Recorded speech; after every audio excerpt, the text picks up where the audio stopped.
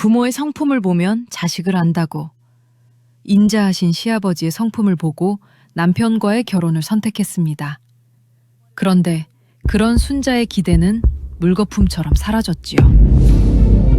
이년아, 당장 이 집에서 꺼져라. 한겨울 눈보라가 몰아치는 그날 밤, 순자는 맨발로 마당에 내동댕이 쳐졌습니다. 빨갛게 언 두 발이 눈 위에 닿는 순간 찬 기운이 발바닥을 타고 온몸으로 퍼져 올라왔지요. 손에는 고작 보따리 하나, 그 안에는 시집 올 때 가져왔던 옷 두 벌뿐이었습니다. 아버님, 제가 무엇을 잘못했습니까? 제발 말씀이라도. 잘못? 네가 우리 아들을 잡아먹은 거 아니더냐? 네 탓이야. 다 네 탓이라고. 시아버지의 목소리는 술 냄새와 함께 새하얀 입김으로 번져나왔습니다. 손에는 아직 막걸리 사발이 들려 있었지요. 살인문 너머에서 이웃 아낙네들이 수군거렸습니다. 어머나, 저 추운 날에 쫓아내다니. 이가 3살만 돼도 주인 알아본다더니 사람이 어찌 저럴 수 있나. 쉿, 조용히 해요. 춘섭 영감이 우리 얘기를 듣는 날엔 우리도 봉변을 당한다고요.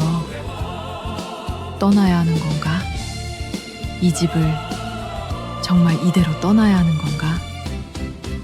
순자는 이를 악물었습니다. 눈물이 볼을 타고 흘러내렸는데 너무 추워서 금방 얼어붙어 버렸지요. 그런데 그로부터 꼭 3년이 흘렀습니다. 들었소? 춘섭이네 쫓겨난 며느리가 그 큰 포목전을 냈다지? 난 거요? 그 큰 돈이 어디서 다더라고. 그 시어머니 도박비까지 다 갚아줬던 사람이 어떻게 그런 일을? 도대체 그 사이에 무슨 일이 있었던 걸까요? 맨발로 눈 위에 내동댕이 쳐졌던 순자는 어떻게 그 모진 세월을 버텨낸 걸까요? 그리고 자신을 내쫓은 시댁을 어떻게 품을 수 있었던 걸까요? 이 이야기는 바로 그때로 거슬러 올라갑니다. 순자가 22살, 꽃다운 나이였던 그 봄날로 말이지요. 야담유식의 이야기가 계속될 수 있도록 구독과 좋아요로 응원의 마음을 보내주세요.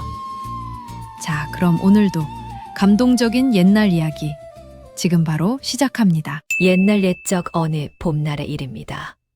충청도 어느 작은 고을에 박순자라는 처녀가 살았습니다. 아버지 박 씨는 읍내에서 작은 떡전을 운영하는 평범한 소민이었고, 어머니는 순자가 10살 때 병으로 세상을 떠났지요. 그래서 순자는 어릴 때부터 아버지 곁에서 콩고 묻은 손으로 자랐습니다. 순자는 예뻤습니다. 크지도 작지도 않은 키에 눈동자가 새별처럼 맑았지요. 그러나 더 귀한 것은 그 마음씨였습니다. 어려서부터 아버지의 떡을 팔다 보니 세상 이치를 일찌감치 깨달았고 누구에게나 꾸밈없이 따뜻했습니다. 마을 사람들은 순자를 보면 이렇게 말했지요. 박씨네 딸은 얼굴도 고우려니와 마음이 더 고와. 저런 딸 자식 하나 두면 부럽지 않겠어. 아유, 그러게 말이야. 어미 없이 저렇게 야무지게 자랐으니 복이지. 그런 순자에게 혼담이 들어온 것은 22살이 되던 해봄이었습니다. 중매쟁이 최 씨 아주머니가 찾아왔지요. 최 씨 아주머니는 읍내에서 혼인 중매로 생계를 이어가는 50대. 여인으로 이 마을 저 마을을 꽤 많이 다녔기로 유명했습니다. 그 입에서 좋은 말이 나오면 혼사가 성사되고 나쁜 말이 나오면 파혼도 예사인 실력자였지요. 아버지 박 씨가 사랑방에서 최 씨를 맞이하는 동안 순자는 부엌에서 찬물을 끓이며 귀를 세웠습니다. 벽 너머로 두런두런 목소리가 새어나왔습니다. 이씨 집안 아들 말이야. 이름이 이복만이고 나이는 25이야. 얼굴도 반듯하고 몸도 성해. 그런데 집안은 어떤가요? 그게 말이야. 아버님이 이춘섭 씨인데 읍내에서 지게 일을 하시지. 어머님은 이양덕 씨고 두 분이 다 선량하고 인정 많기로 소문이 자자해. 특히 어머니가 어찌나 자상하신지 마을에서 칭찬이 자자하다고. 어머니 같은 시어머니. 순자는 찻주전자를 든 손이 잠시 멈칫했습니다. 어릴 때부터 어머니 없이 자란 그녀에게 그 말은 남다르게 가슴에 박혔지요. 자상한 시어머니라면 어쩌면 찬물이 넘쳐 흘렀습니다. 순자는 얼른 수건으로 닦으며 두 볼이 붉어지는 것을 느꼈습니다. 결혼 전에 순자는 이복만을 딱 한 번 보았습니다. 중매쟁이의 주선으로 읍내 장날 우물가에서 마주친 것이었지요. 키가 크고 어깨가 넓은 사내였습니다. 눈이 마주치자 이복만이 먼저 살짝 고개를 숙였는데 그 모습이 어딘지 수줍어 보였습니다. 착한 사람인가 봐. 그것 하나로 충분했습니다. 세상 물정 모르는 22살 처녀가 남자를 보는 눈이란 그런 것이었지요. 그리고 그해 늦은 봄 순자는 가마를 타고 이씨 집으로 시집을 갔습니다. 시댁은 읍내에서 반 시간쯤 걸어야 하는 산기슭 마을에 있었습니다. 초가집이었지만 제법 번듯하게 손질이 되어 있었고 마당에는 채마밭이 가지런히 정돈되어 있었지요. 봄 햇살이 지붕 위 황토흙을 따뜻하게 비추고 마당 구석에 살구나무에서는 꽃이 막 떨어지고 초록 잎이 돋아나고 있었습니다. 가마에서 내리던 순자는 그 풍경을 보고 속으로 생각했습니다. 아, 여기서 살면 되겠다. 시아버지 이춘섭은 처음에 인상이 좋았습니다. 사각턱에 굵은 눈썹 쉰이 넘어도 몸이 단단한 장년의 사내였는데 순자를 보더니 씩 웃으며 말했습니다. 어허, 우리 며느리가 이렇게 예쁜가. 잘 왔어, 잘 왔어. 우리 집에 복이 들어왔구나. 시어머니 이향덕은 더욱 다정했습니다. 통통하고 둥근 얼굴에 눈이 작고 정이 많이 담긴 여인이었는데 순자의 손을 꼭 잡고 이렇게 말했지요. 아이고, 어서 와요. 우리 며느리. 이리 와 앉아봐요. 길 오느라 힘들었지. 발 시리지 않아. 부엌에 따뜻한 거 있는데 먹을래요? 순자는 그 손에 온기에 눈물이 핑 돌았습니다. 10살부터 느끼지 못했던 어머니의 손 같았으니까요. 이런 시어머니라면 정말 여기서 잘 살 수 있겠다. 남편 이복만도 첫날 밤에 순자에게 말했습니다. 불편한 거 있으면 말해요. 내가 뭐든 해줄게. 감사합니다, 서방님. 그냥 복만이라고 불러요. 우리 사이에 서방님이 어디 있어요. 이복만은 웃을 때 눈꼬리에 잔주름이 지는 남자였습니다. 말수가 많지는 않았지만 성실해 보였지요. 낮에는 아버지를 도와 지게 일을 나가고 저녁에는 채마밭을 손질했습니다. 그렇게 순자의 신혼은 달콤하게 시작되었습니다. 봄이 가고 여름이 왔습니다. 매미 소리가 지붕을 흔들고 뒷산에서 구름이 피어오르는 더운 날들이었지요. 순자는 새벽에 일어나 밥을 짓고 낮에는 빨래를 하고 저녁에는 시부모님 저녁상을 차렸습니다. 힘은 들었지만 나쁘지 않았습니다.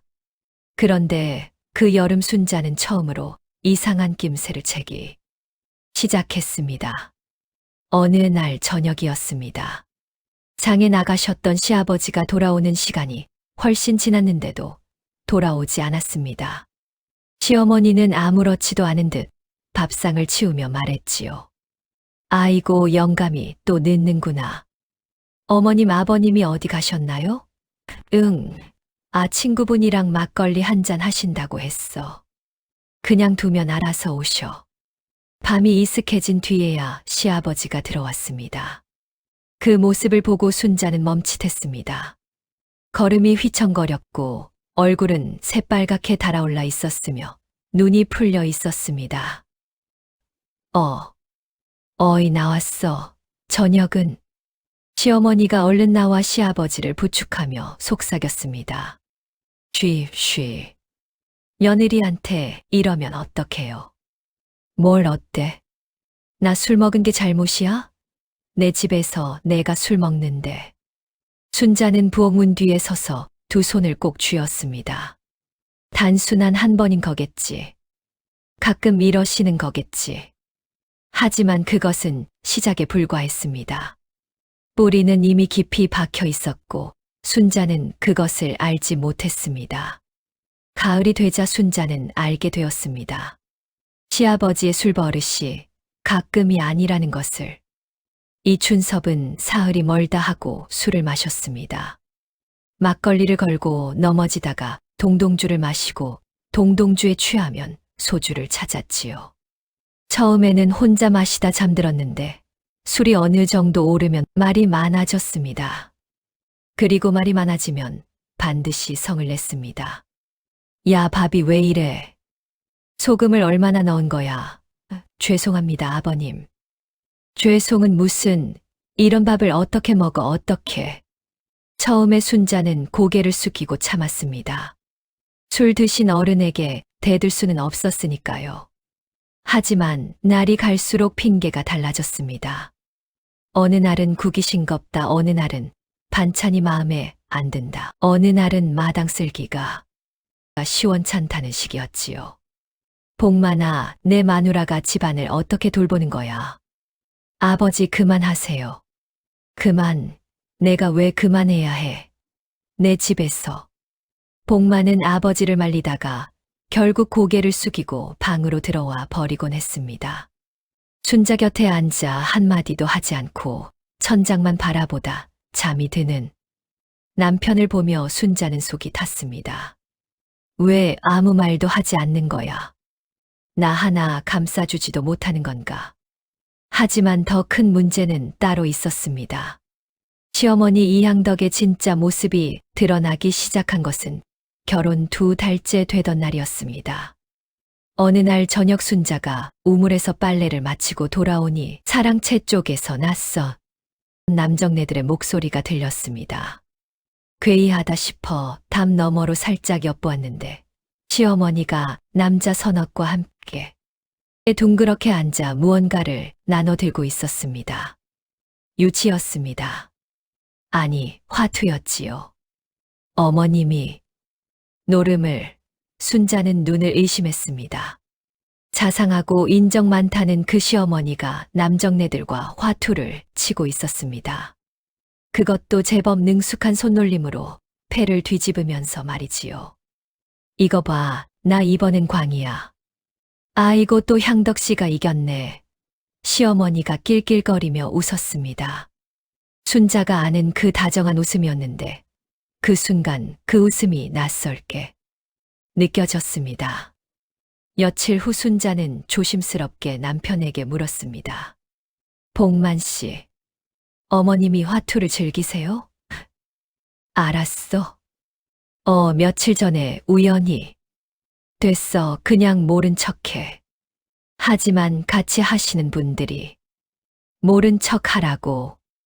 복만이 벌컥 소리를 질렀다가 순자의 놀란 표정을 보고 얼른 목소리를 낮췄습니다. 미안해. 그냥 원래 그러셨어. 말려봤자 소용없어. 그냥 크게 잃지만 않으면 돼. 순자는 그날 밤 잠이 오지 않았습니다. 등잔불 아래에 누워 천장을 바라보며 중매쟁이 최 씨의 말을 되새겼지요. 인정 많고 자상하기로 소문이 자자하다고 했는데 순자가 결혼 전에 본 시부모는 결혼 후의 시부모와 달랐습니다. 그것이 순자를 가장 힘들게 했습니다. 속아서 들어온 집이라는 생각이 들었으니까요. 겨울이 왔습니다. 눈이 내리고 아궁이에 불을 때도 방바닥이 좀처럼 따뜻해지지 않는 날들이었지요. 시아버지의 술버릇은 날씨가 추워질수록 더 심해졌습니다. 추운 날씨에 몸을 녹이려 술을 마신다는 것이 이유였지만 사실은 핑계였습니다. 그리고 그해 겨울 결정적인 사건이 터졌습니다. 어느 날 밤 시아버지가 크게 취해 돌아왔습니다. 마당을 가로질러 오다가 채마밭 울타리에 걸려 넘어지고 일어서다. 또 넘어지고 결국 비틀거리며 마루에 올라왔지요. 순자가 서둘러 부축하려 했는데 시아버지가 순자의 손목을 탁 뿌리쳤습니다. 손 치워. 아버님 제가 안으로 모셔다드. 손 치우라고. 시아버지의 목소리가 산을 울릴 듯 커졌습니다. 이웃집 개가 짖기 시작했습니다. 내가 뭔데 나를 부축해. 이 집 며느리가 뭐가 있다고. 아들을 제대로 붙잡지도 못하는 것이. 아버님. 입 닥쳐. 어디서 말대꾸야. 순자는 입술을 깨물었습니다. 눈물이 났지만 흘리지 않으려 했습니다. 이 추운 마당에서 이웃이 다 듣는 이 자리에서 절대로 울지 않으리라 이를 악물었지요. 그 모습을 방 안에서 듣고 있던 복만이 나왔습니다. 아버지 그만하세요. 뭐, 너도 마찬가지야. 내가 사내라면 돈을 벌어야 할 거 아니야. 지게 일이 뭐냐, 지게 일이. 이 망할 놈아. 복만의 얼굴이 굳어졌습니다. 그는 아무 말도 하지 않고 방으로 들어가 버렸지요. 그 밤 순자와 복만은 나란히 누워서도 서로 아무 말을 하지 않았습니다. 두 사람 사이에 이불 한 채가 있었는데 그 이불이 천리처럼 느껴졌습니다. 시어머니 이향덕의 화투 노름도 점점 심해졌습니다. 처음에는 동네 안악들과 소일거리로 하는 줄 알았는데 알고 보니 읍내의 제법 큰 도박판에도 드나들고 있었습니다. 순자가 그 사실을 알게 된 것은 봄이 되어서였지요. 어느 날 아침 낯선 남자가 대문을 두드렸습니다. 순자가 나가보니 인상이 험한 중년 남자가 서 있었습니다. 이향덕 씨 댁이 여기요? 네, 그런데요. 빚 받으러 왔소. 지난달에 구워 가신 돈 이자 붙어서 이제 열냥이요. 순자의 가슴이 철렁했습니다. 죄송한데요. 제가 잘 모르는 일이라. 모르는 일? 아이고 대기 며느리요. 한번 드려보겠소. 이향덕 씨한테 이달 안에 안 갚으면 집세간 가져갈 거요. 그날 저녁 순자는 시어머니에게 조심스럽게 여쭈었습니다. 어머님 오늘 낯선 분이 찾아오셔서. 알아.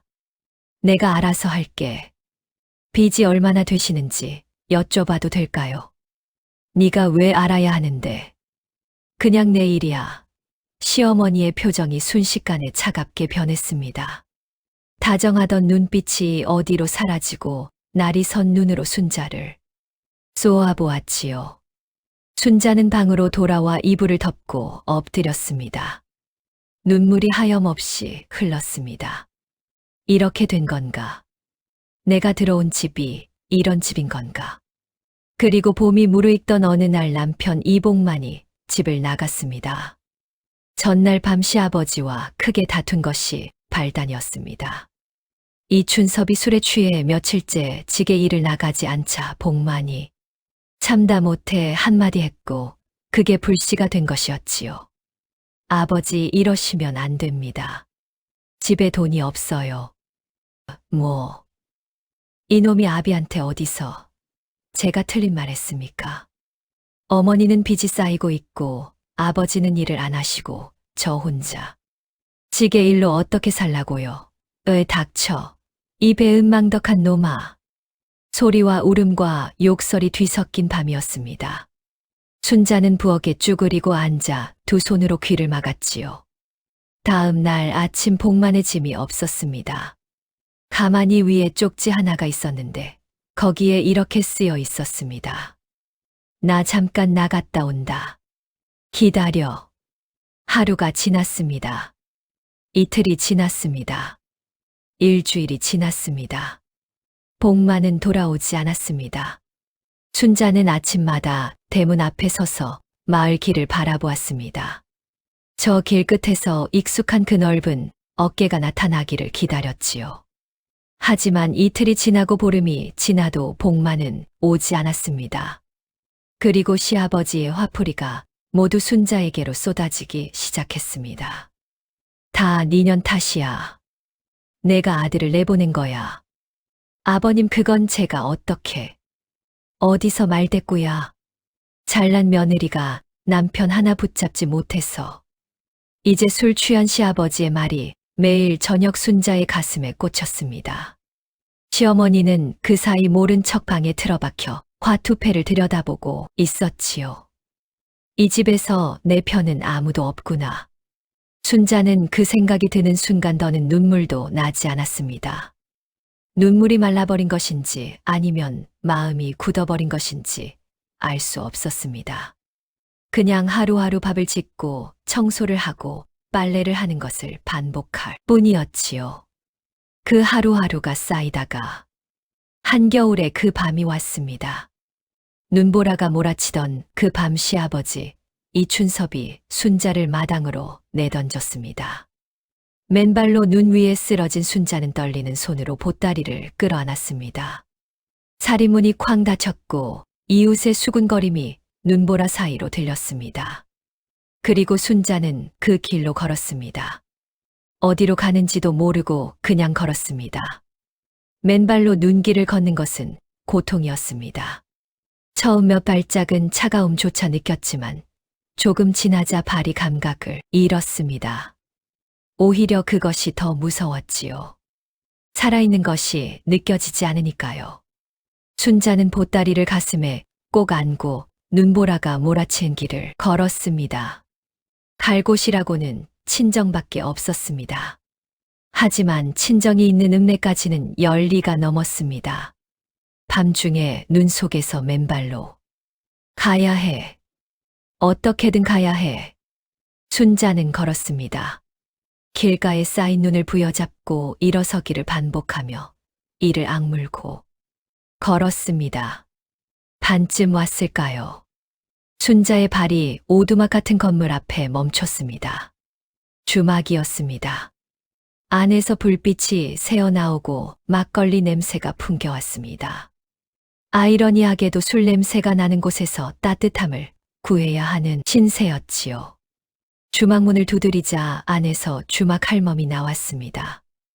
60쯤 되어 보이는 작고 주름진 얼굴에 눈이 날카로운 할머니였습니다. 이 밤중에 누구야? 저 지나가는 사람인데요. 잠깐 따뜻하게 쉬어 가도 될까요? 할멈의 눈이 순자의 발을 보았습니다. 그 새빨갛게 언 맨발을. 야, 이 사람아, 맨발로 어디 갔다 오는 거야? 할멈은 순자를 안으로 들이고 아궁이 앞에 앉히고 자신의 버선을 직접 벗어 순자에게 신겼습니다. 따뜻한 미음도 한 그릇 끓여 내왔지요. 어디서 왔어? 집은? 시집에서 쫓겨났습니다. 할멈이 잠시 순자를 가만히 쳐다보더니 아무 말도 하지 않고 다시 미음을 저어주었습니다. 먹어. 먹고 날 새면 가. 그 미음 한 그릇이 그날 밤 순자의 목숨을 살렸습니다.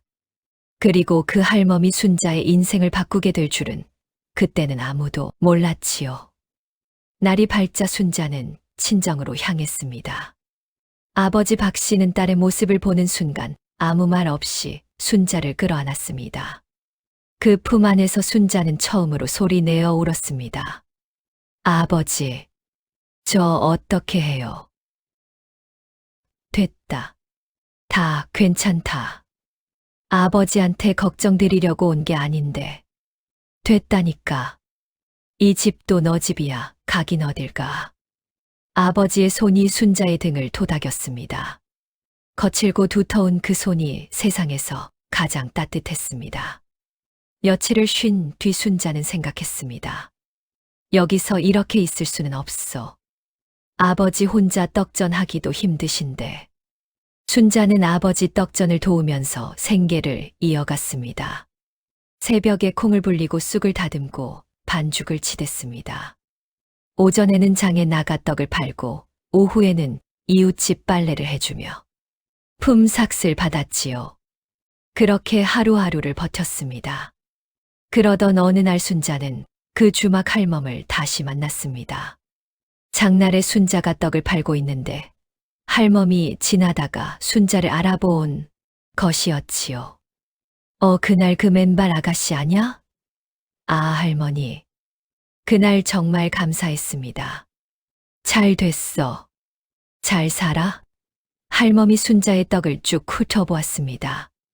이거 내가 만든 거야? 네. 아버지 떡전을 도와드리고 있어요. 할멈이 떡을 하나 집어 먹었습니다. 천천히 씹고 삼키더니 고개를 끄덕였지요. 솜씨가 있네. 내 주막에서 일할 생각 없어. 밥 먹여주고 잠자리 주고 품삯도 줄 테니. 순자는 잠시 망설였습니다. 아버지 곁을 떠나기 싫었으니까요.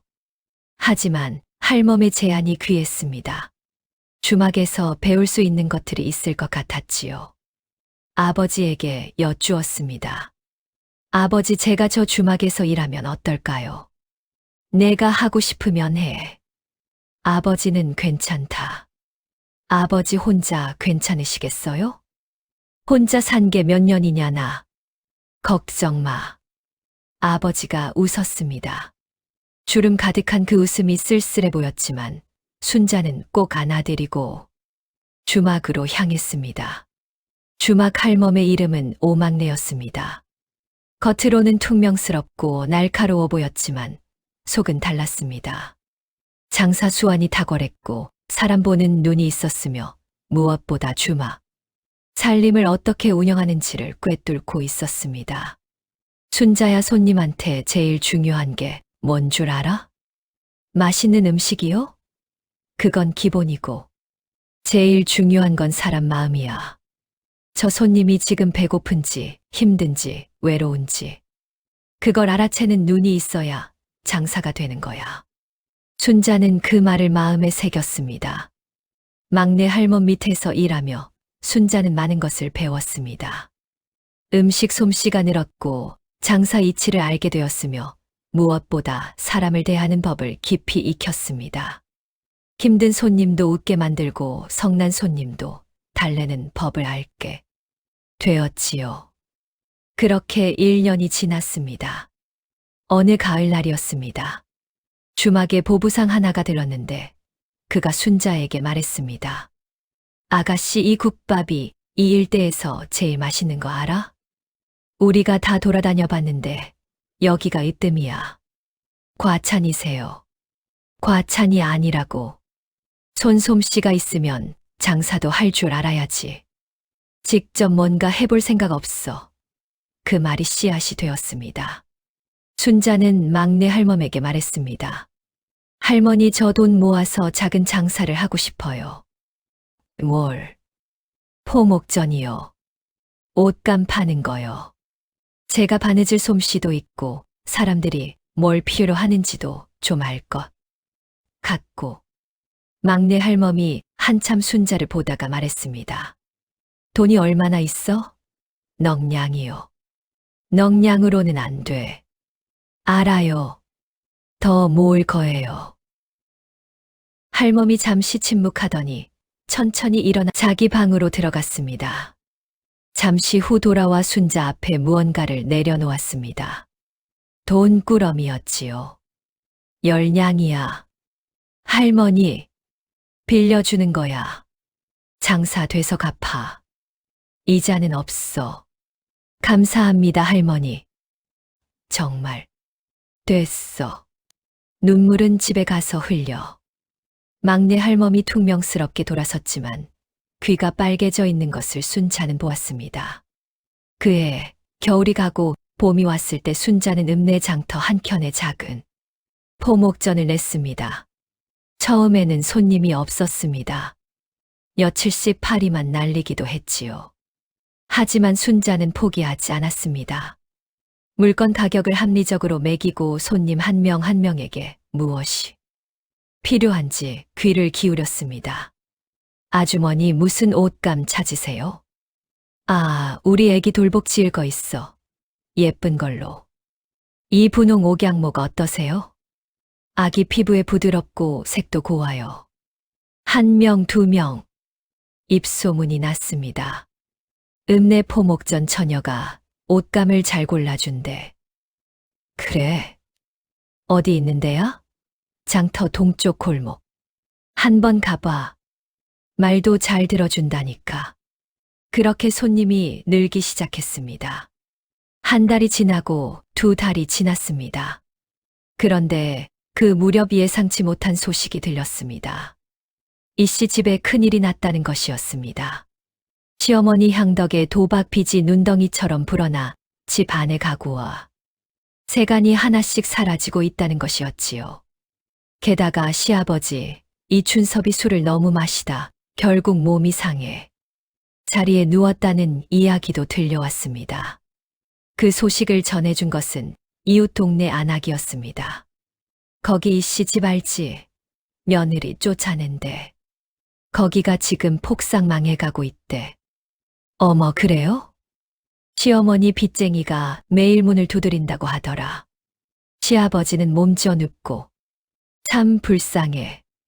순자는 그 말을 듣고 한동안 아무 말도 하지 못했습니다. 불쌍하다.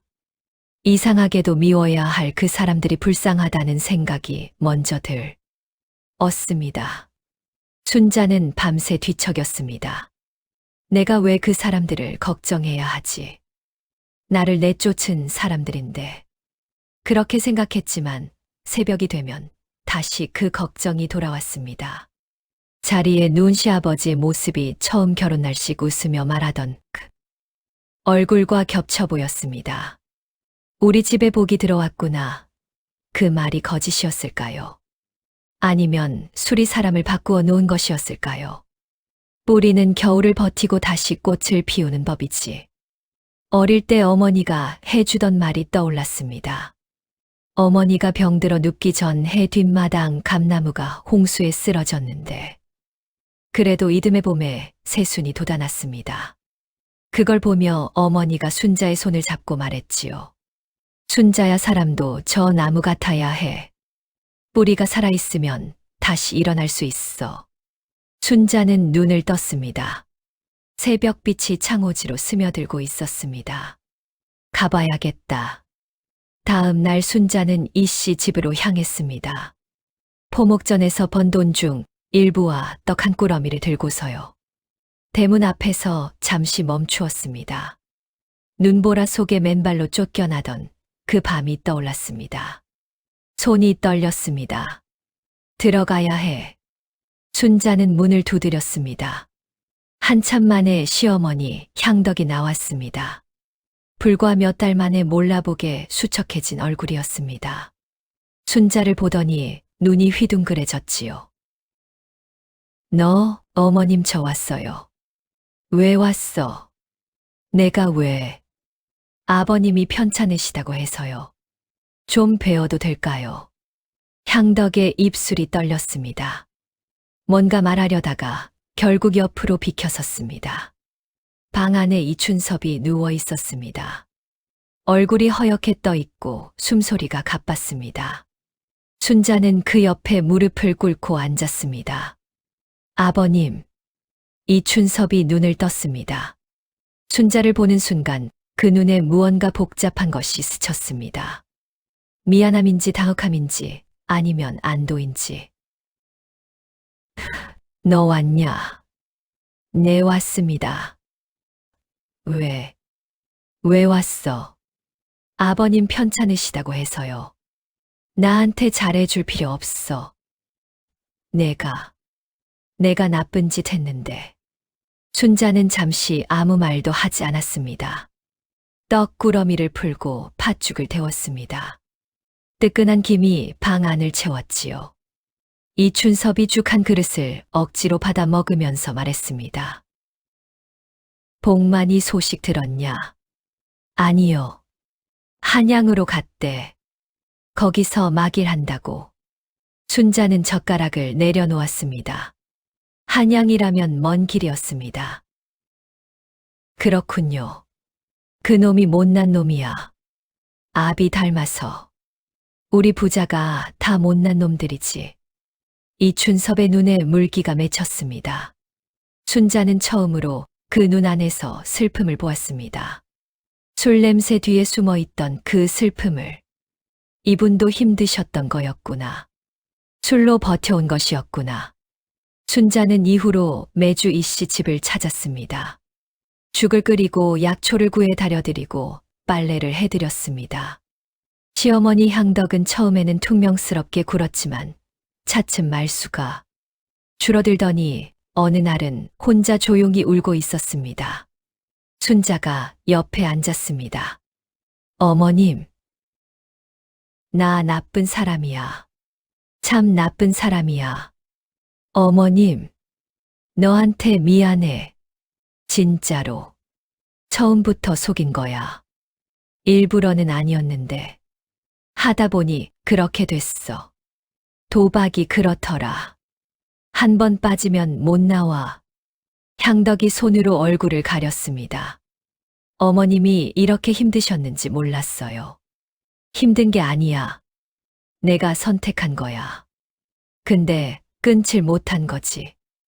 매번 이번엔 달을 거야 하고 시작하는 거야. 그러다 이 꼴이 됐어. 순자는 향덕의 손을 잡았습니다. 도와드릴게요. 빚부터 정리해요. 제가 포목전을 하고 있거든요. 번 돈을 좀 쓸게요. 안 돼. 내 돈을 왜? 어머님이 제 어머님이잖아요. 향덕이 고개를 들었습니다. 그 눈이 빨갛게 충혈되어 있었지요. 내가 너한테 그런 말 들을 자격이 없어. 그래도 저는 그렇게 생각해요. 그것이 시작이었습니다. 순자는 포목전 수입으로 시어머니의 빚을 조금씩 갚아나갔습니다. 쉽지 않았습니다. 본인 살림도 빠듯한데 남의 빚을 갚는 것은 고통이었지요. 하지만 순자는 멈추지 않았습니다. 막내 할멈이 그 소식을 듣고 혀를 찼습니다. 야, 미쳤냐? 너 쫓아낸 집 빚을 내가 갚아. 할머니, 저도 이해해요. 근데 그냥 못 보겠더라고요. 에휴, 착하면 손해야. 착하면 손해라고. 할멈이 중얼거리면서도 포목전에 손님을 몇 명 더 소개해 주었습니다. 착한 사람이 손해보는 꼴을 못 보는 것이 막내 할멈의 성미였으니까요. 시아버지 이춘섭의 몸이 서서히 나아가던 어느 봄날 그가 처음으로 술 없이 순자에게 말을 걸었습니다. 순자야, 내 아버님, 나 술 끊을 거다. 순자가 멈추었습니다. 아버님? 못 끊을 수도 있어. 평생 마셨으니까. 그래도 해볼 거야. 내가 이렇게 해주는데. 내가 계속 이러면 안 되지. 이춘섭의 목소리가 떨렸습니다. 감사합니다, 아버님. 고마워해야 할 사람은 나야. 그리고 미안하다.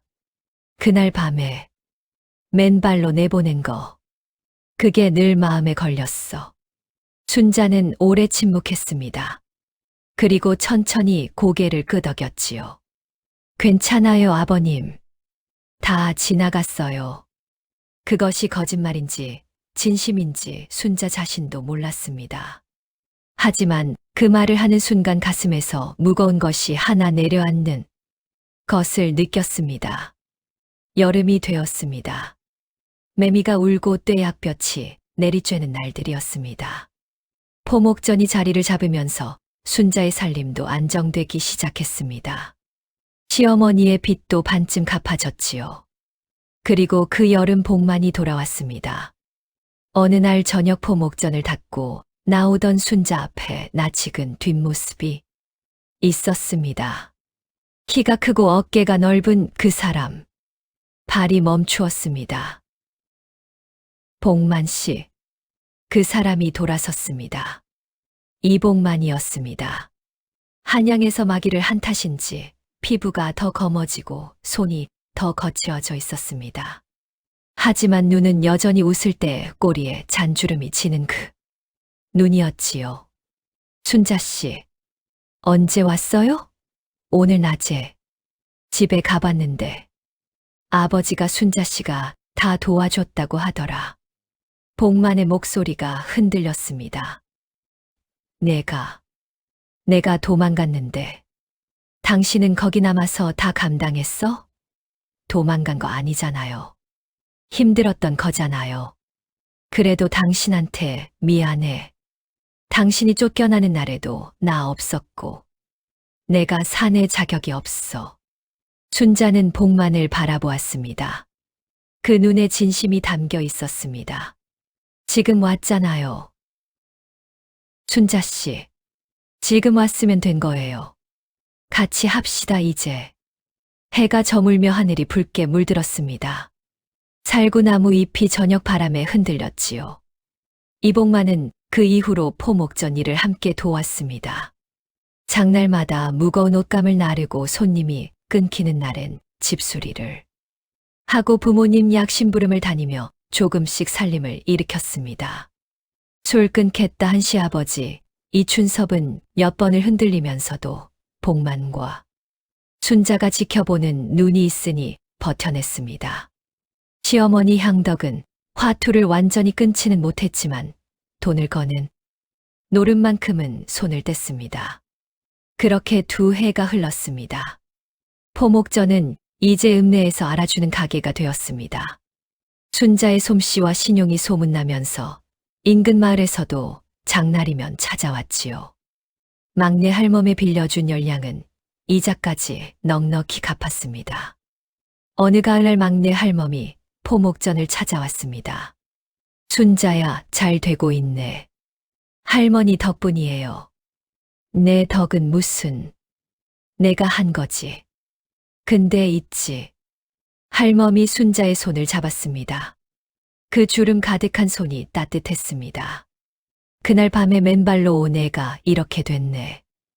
뿌리가 있던 거야, 너한테.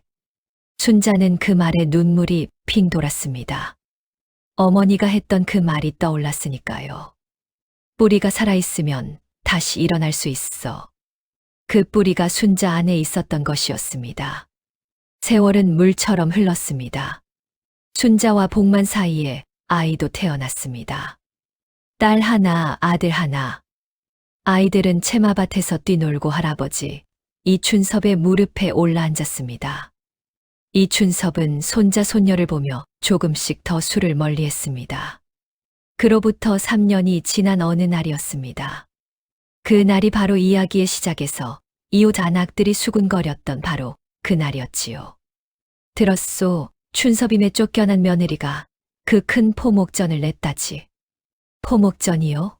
아니 그 여자가? 그뿐이 아니요. 시어머니 도박비까지 다 갚아줬다더라고. 그 시아버지 병환까지 돌봐주고. 세상에, 쫓겨난 사람이 어떻게 그런 일을? 사람들의 말이 마을에 퍼져나갔습니다. 그리고 그 말 속에는 감탄이 담겨 있었습니다. 어떻게 그럴 수 있느냐고. 어떻게 자신을 내쫓은 시댁을 다시 품을 수 있느냐고. 하지만 순자는 그 이야기를 들으며 그냥 웃었습니다. 어떻게라고, 그냥 그게 사람 사는 일인데.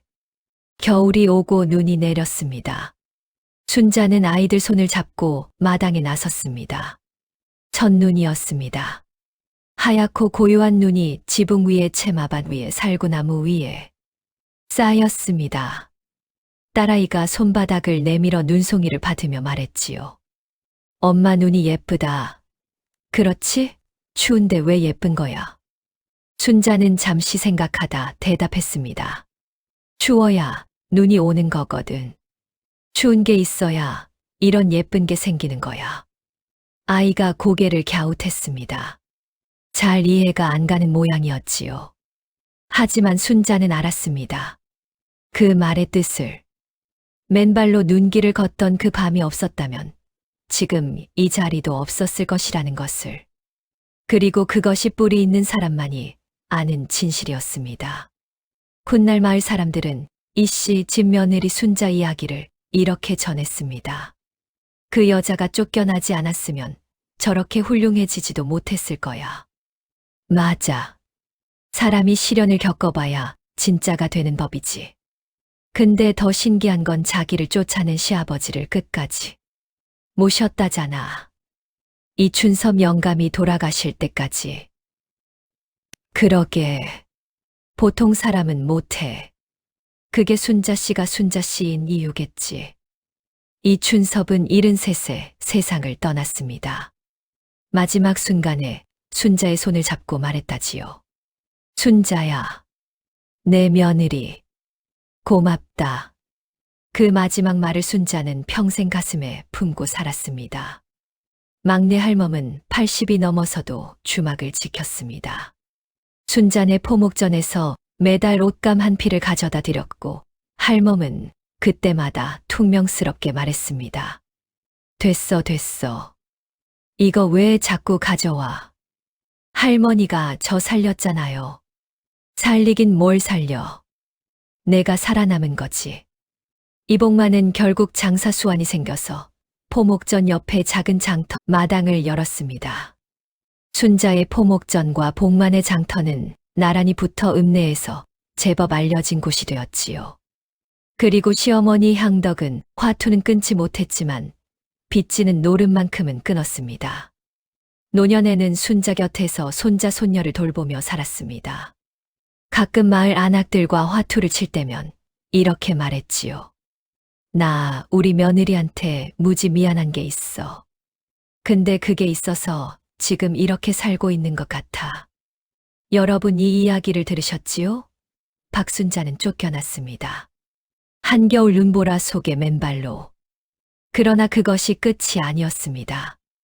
뿌리가 있는 사람은 쓰러져도 다시 일어나는 법이니까요. 때로는 우리 인생에서 가장 힘든 그 순간이 가장 중요한 씨앗이 되기도 합니다. 순자가 눈길을 걷지 않았다면 막내 할멈을 만나지 못했을 것입니다. 막내 할멈을 만나지 못했다면 장사를 배우지 못했을 것입니다. 그리고 그 모든 것이 없었다면 나중에 시댁을 품을 힘도 없었겠지요. 추운 것이 있어야 눈이 오는 것처럼 시련이 있어야 단단해지는 것이 사람입니다. 여러분도 오늘 지금 힘든 것이 있다면 이렇게 생각해 보시는 건 어떨까요? 이게 나를 다음으로 데려가는 길인 거라고. 다음 영상을 빠르게 만나보시려면 좋아요와 구독을 눌러주세요. 야담 휴식이었습니다.